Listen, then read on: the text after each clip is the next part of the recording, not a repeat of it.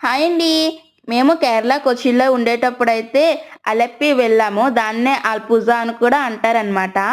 అలెప్పి అనగానే ఏం గుర్తొస్తే back waters, house boat.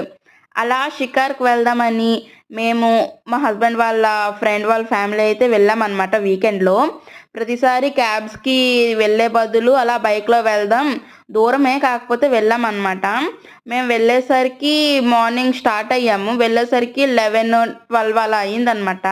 ఈలోగే snacks తిన్నాము. బ్రేక్‌ఫాస్ట్ కూడాను అలెప్పిలోనే చేశాము. సో, ఆకలేయట్లేదు కదా అనుకోని ఇంకా హౌస్ బోట్ షికారాకైతే వెళ్ళామనమాట. ఇక్కడ హౌస్ బోట్స్ పెద్దవి కూడా ఉంటాయి. విత్ ఏసీ కూడా ఉంటదనమాట. కాకపోతే నేచర్‌ని ఎంజాయ్ చేసుకోవాలని వచ్చామనుకోని మేము షికారా బోట్‌కైతే వెళ్ళాము. ఇదైతే చాలా బావుందనమాట. బయట వ్యూ అంతా చూస్తూ, చుట్టూ కూడా విలేజ్ కల్చర్ అనమాట.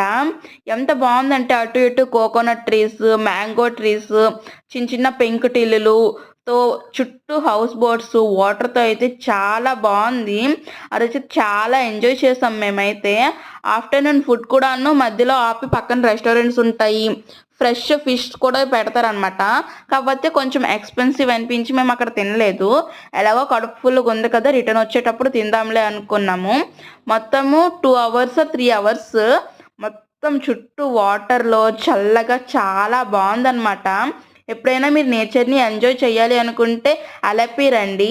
నచ్చితే లైక్ చేయండి. బాయ్.